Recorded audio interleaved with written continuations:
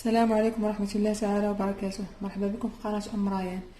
اليوم ان شاء الله كيف مشوا معايا غنحطوا واحد العصير كيجي لذيذ وساهل. كنحتاجو نص لتر ديال الحليب، 3 القطع ديال الجبن المثلث،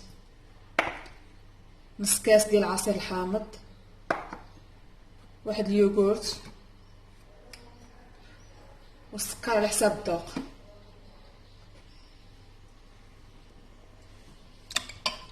بسم الله.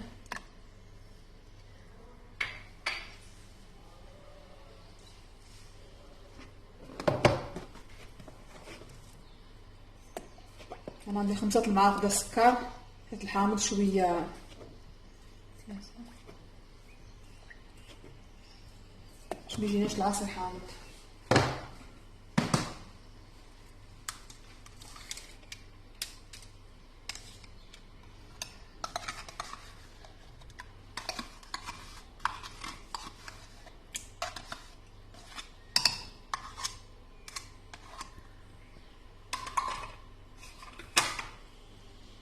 عصير حامض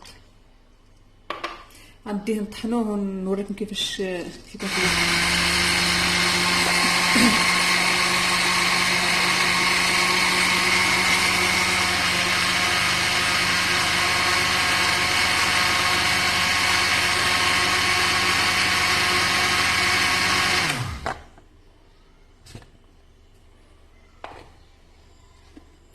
العصير ديالنا وجد،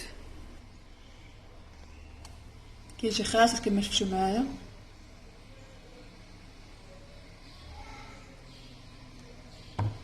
الصحة والراحة.